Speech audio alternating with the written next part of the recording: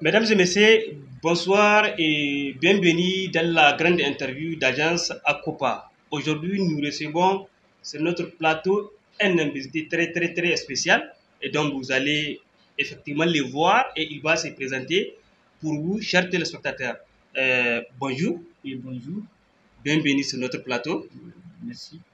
Alors, présentez-vous déjà pour les téléspectateurs qui vous regardent en ce moment. Donc, merci l'agence Coupa. Donc, moi, je m'appelle Abdelmajid Ibrahim. Donc, je suis en deuxième année de doctorat à l'université de Niamey.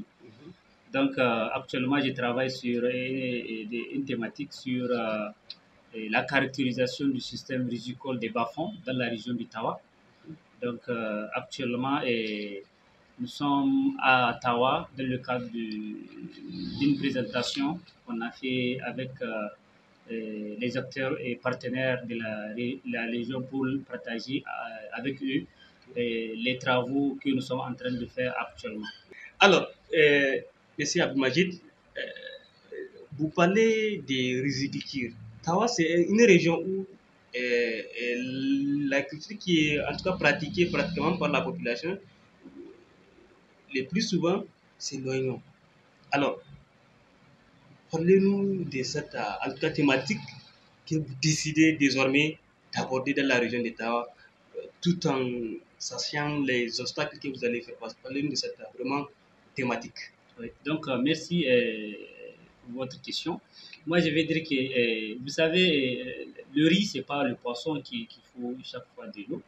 Donc, vraiment, les gens ont toujours dit que le riz, il faut que ça soit l'eau.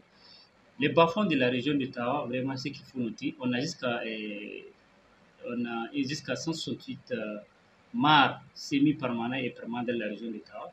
Et surtout, ce qu'il faut noter, les bas-fonds de la région de Tawa vraiment sont des potentialités pour la région parce qu'ils sont environ 70 000 hectares dans la région. Donc, et dans les 70 000 hectares, à la date d'aujourd'hui, moins de 50% sont exploités. Donc, imaginez les 70 000 hectares dont tous, on ne peut pas dire tous pour ne pas sortir d'autres spéculations. Et à la date d'aujourd'hui, on prend la moitié en mettant vraiment on met en valeur ces bas-fonds-là en culture du riz. Je pense que vraiment, c'est des opportunités dont vraiment l'étude va faire sortir. Donc, à la date d'aujourd'hui aussi, ce qu'il faut noter, pourquoi la mise en valeur de ce bas-fond, c'est la consommation du riz à la date d'aujourd'hui dans la région de Tawa et de façon générale au Niger est en train d'augmenter de façon générale. Donc, à la date d'aujourd'hui, si vous constatez, même à la date d'aujourd'hui, même notre consommation du Niger, c'est autour de 140 000 tonnes. Donc, malheureusement, nous sommes à 26% de la consommation annuelle qu'on devrait avoir, de la consommation vraiment nationale estimée qui est de plus de 533 000 tonnes qu'on devrait avoir.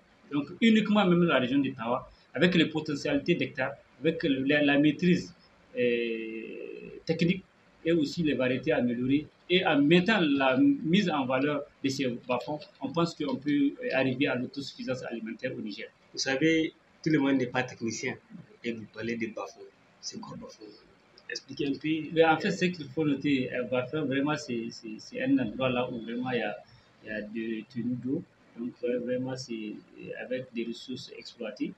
Donc, il faut mettre en valeur pour faire le riz ou bien d'autres spéculations donc adaptées à ces bas-fonds. Spéculation, j'imagine que vous faites allusion aux cultures. Oui, culture, les céréales, c'est d'autres céréales. Donc, le riz, c'est un céréale, ou bien le sorgho, ou bien le mil. Oui, donc, dans la région de Tawa, tout ce que vous parlez de l'oignon, c'est des spéculations qui sont cultivées en pluvial et en irrigué dans la région de Tawa. Ok. Maintenant, pensez-vous que la région de Tawa peut facilement embrasser cette étude que vous avez décidé de mener dans cette région? Pensez-vous que la population va facilement accepter ou bien vous êtes en train de vous mettre en contact avec les autorités? En fait, je ne suis pas venu lorsqu'on a commencé l'étude prospection. Ok. On a trouvé vraiment le Tawa a une expérience à riz. Surtout, on a 7 grands bas-fonds de la région de Tawa. Parmi les 7, là, vraiment, la vallée de Tarka vraiment a beaucoup d'expérience en culture du riz. La vallée du Magia a beaucoup d'expérience aussi du riz. Et donc, et d'autres vallées vraiment qui sont là. Mais vraiment, en termes de nombre important, vraiment, c'est la vallée de Tarka qui a plus d'expérience, presque 30 ans d'expérience en riz qui sont là, mais méconnus parce qu'ils n'ont pas un bon rendement qui va les permettre d'exporter ou bien qui va les permettre de commercialiser. D'accord. Alors, chers téléspectateurs, si vous venez de nous suivre, je rappelle que nous sommes en train de faire une grande interview avec M. Abdulmajid Ibrahim, doctorant à l'école doctorale de l'université Abdoumouni de Niamey, portant sur la caractérisation du système de la riziculture au Niger, cas de la région de Tawa. Alors, M. Abdulmajid, votre étude, cette thématique de riziculture du bas-fond au niveau de la région d'Ottawa, en quoi cela va contribuer significativement pour que, en tout cas, les producteurs acceptent ou bien embrassent cette production de riziculture au niveau de la région d'Ottawa? Donc, ce qu'il faut noter, et la région d'Ottawa tout de suite j'ai expliqué ça, a des potentialités vraiment qu'il faut capter et exploiter, surtout avec 1,2 milliard de mètres cubes qu'on a dans la région d'Ottawa, qui sont des ressources renouvelables qu'on a, qui sont vraiment, dont seulement 2% sont exploités. Vous voyez en termes d'eau comment on a ça. Et surtout ce qu'il faut noter, et lorsqu'on a fait en première année, on a fait pour comprendre ce que vous êtes en train de dire, on a fait des enquêtes au niveau de ces exploitants-là pour savoir dans la région d'Ottawa, qu'est-ce qui les motive à faire la culture du riz. Donc vraiment, on a constaté dans la région d'Ottawa, on a jusqu'à 900 personnes qui sont en train de faire la culture du riz. Et dans les 900 personnes-là, c'est qui ont des hectares de 0,5 à 1 hectare. Donc, vous voyez, ce n'est pas tout. Donc, si on prenait qui ont de moins de 0,5 à plus d'1 hectare, donc vous voyez, c'est un nombre élevé. Absolument. Donc, c'est un nombre élevé. Ça, c'est vraiment, d'abord, c'est une expérience aussi qu'il faut tenir compte, qui va nous permettre vraiment d'aller de l'avant. Maintenant, deuxième des choses, on a constaté au niveau de ces enquêtes des difficultés, des contraintes, qui sont vraiment 9 contraintes dans la région d'Ottawa, qui sont entre autres des contraintes en matière de production du riz dans la région d'Ottawa. Donc, ces contraintes-là, c'est pour cela, ces contraintes, on peut peut-être quelques citer. Donc, c'est le stress hydrique qui est en relation avec l'eau, tout ce que vous parlez de ça. Donc, avec le changement climatique, la sécheresse, donc c'est normal qu'on peut constater vraiment ces contraintes-là, telles que la non-maîtrise de la technique culturelle même du riz. Donc, il y a ça aussi qui est comme contrainte qu'il faut aussi noter. Donc, troisième contrainte, c'est la variété améliorée, donc qui sont des difficultés, des contraintes surtout, que ces exploitants sont en train de subir. Et quatrième, donc, c'est la rétention d'eau, surtout ça, parce que selon les exploitants, le bas-fond, ils n'ont pas de retenue d'eau. Le bas-fond, l'eau vient, ça passe seulement. Ça passe. Donc, il n'y a pas de retenue d'eau pour qu'on puisse même exploiter vraiment le riz en tant que tel. Et surtout, même ce qu'il faut constater, les paysans de la région d'Ottawa, donc, il ne faut même pas selon les études, donc l'apport en eau et surtout l'apport en engrais. Donc, vraiment, c'est des difficultés dans le cadre de la production du riz. Okay. Donc, c'est des difficultés vraiment qu'on a constatées, mais quand même, avec mes professeurs, donc professeur Azou Meyaki, professeur Sido Amir, donc docteur Mohamed Massou, donc vraiment, ils sont en train de faire leurs efforts pour m'encadrer, pour qu'on puisse vraiment trouver une solution. Parmi les solutions, déjà, on a commencé. À la date d'aujourd'hui, nous sommes en train de faire euh, des expérimentations. Actuellement, dans la région de Tawa, on a jusqu'à 3 sites expérimentaux qu'on a déjà mis à la date d'aujourd'hui avec une nouvelle approche qu'on appelle Smart Valley. Donc, cette approche combinée avec les essais agronomiques, nous sommes en train de faire, de mettre en œuvre ces dispositifs-là. Actuellement, les 3 sites-là, c'est un site dans la vallée de Traka, c'est à Sabongida. Donc, un site aussi dans la vallée de Magia, c'est à Lohodou. Et aussi un autre site dans la région de la vallée de Kaou, à Bormou, c'est à Bonkor. Donc, c'est les 3 sites pour le moment que nous sommes en train d'expérimenter avec les 12 variétés que nous sommes en train d'exploiter dans ces zones-là. Tout en adoptant cette nouvelle approche. Tout en adoptant cette nouvelle approche qui est la première au Niger. Hein. Donc, cette approche, elle est développée par Africa Rice. Donc, Africa Rice qui a développé l'approche et nous sommes en train d'appliquer ça au Niger et surtout dans la région de Tawa. Alors, tout à l'heure, vous parlez d'un aspect qui a quand même retenu mon attention par rapport à la production du riz. Dans les communes que la population est en train de produire ce riz, il n'y a pas d'apport. Voulez-vous dire que la production actuelle au niveau de la région de Tawa, les producteurs n'utilisent pas des engrais bien? Que voulez-vous dire par là? Oui, ce que je veux dire, c'est qu'il faut noter, et tout de suite là, j'ai expliqué parmi les contraintes, les paysans n'arrivent pas à faire n'arrivent pas à retenir l'eau au niveau de ces bas-fonds-là. Donc, par comment ils vont mettre même l'engrais. C'est pour cela, pour la culture du riz, donc il faut application de l'engrais qui va vraiment donner, qui va nous permettre d'avoir un bon rendement. C'est pour cela, si vous constatez à la date d'aujourd'hui dans la région de Tawa, le rendement moyen qui varie entre 1,2 à 2,3.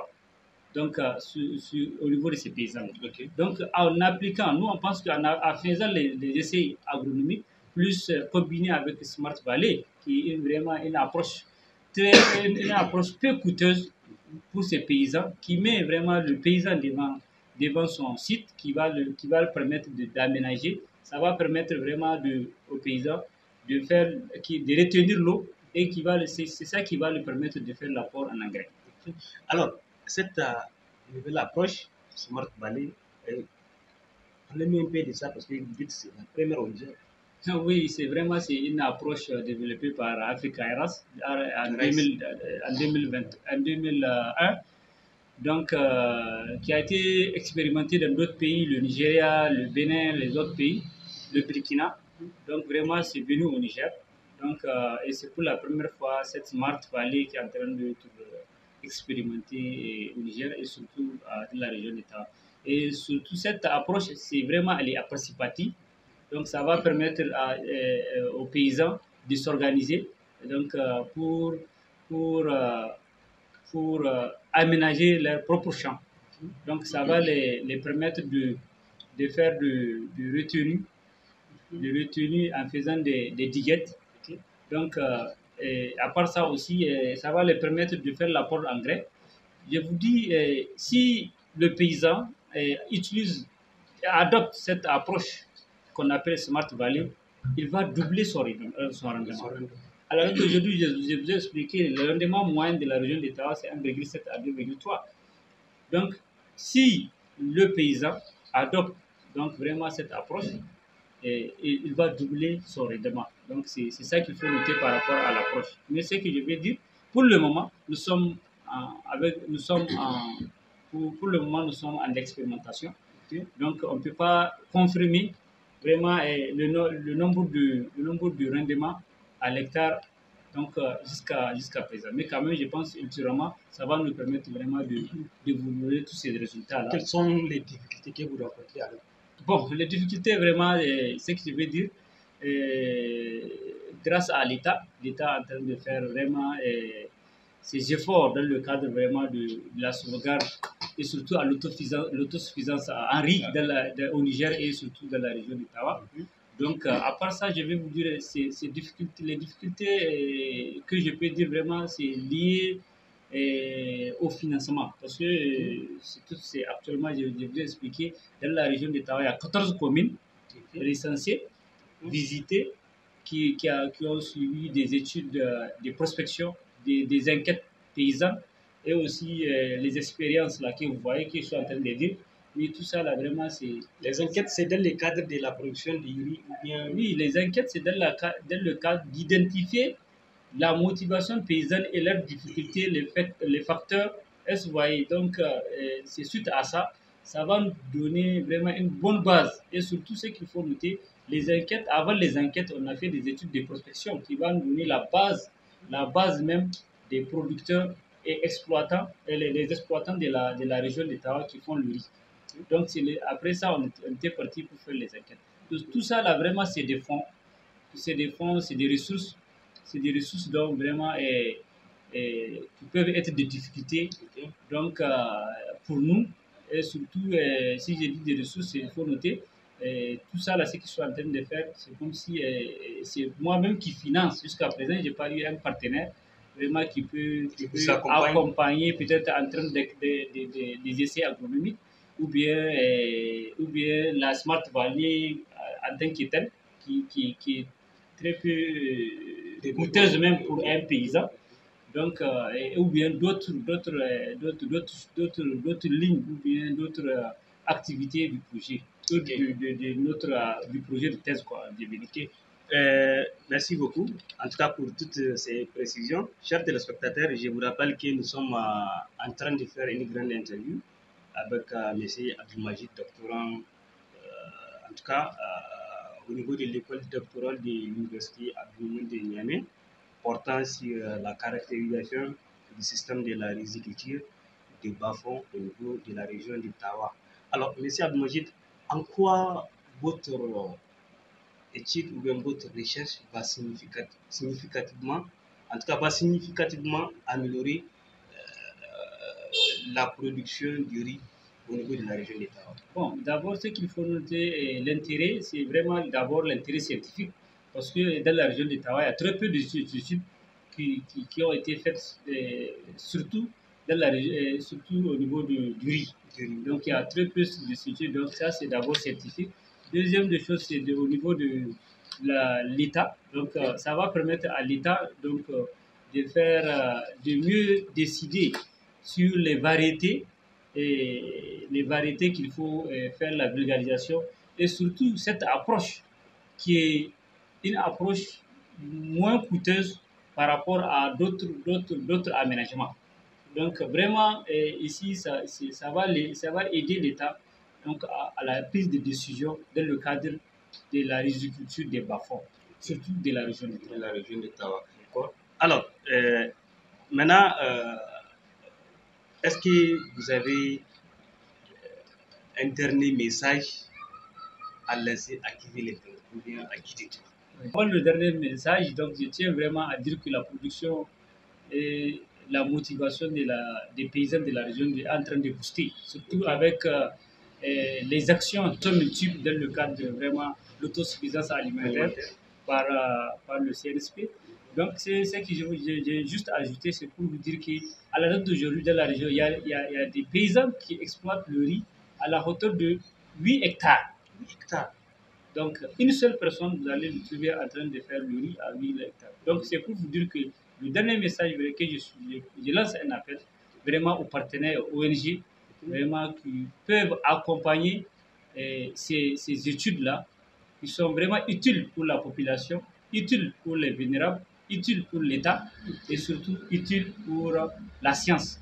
Donc, c'est pour cela vraiment je lance un appel à tous ces partenaires-là, y compris l'État, d'accompagner ces genres d'initiatives pour vraiment pour aider la population à l'autosuffisance alimentaire et surtout l'autosuffisance en riz de façon générale. Okay. Merci beaucoup, chers téléspectateurs. Comme il a dit, il a vraiment besoin de l'accompagnement, que ce soit de l'État, parce que l'État, c'est le premier partenaire qui devrait les soutenir. Et je ne sais pas, il s'est vraiment rapproché aux structures étatiques, on ne sait pas. Mais quand même, il a lancé un appel à l'État pour que vraiment la région d'Ottawa, ce n'est pas spécifiquement la production du riz qui s'est fait actuellement, et spécifiquement la production douanière qui s'est fait. Il y a également la production du riz qui est actuellement développée dont il est en train de mener ses études. Chers téléspectateurs, je rappelle que nous étions en interview avec M. Ibrahim Abdulmajid, doctorant à l'école doctorale de l'université Abdulmoun de Niamey, portant sur la caractérisation du système de la riziculture au bas-fond au Niger, cas de la région d'Etawa. J'espère que vous avez vraiment aimé, vous avez appris quelque chose d'intéressant. Je vous invite à partager massivement et on se dit à très bientôt pour un autre numéro de grande interview d'Agence Akopa. Merci. Merci.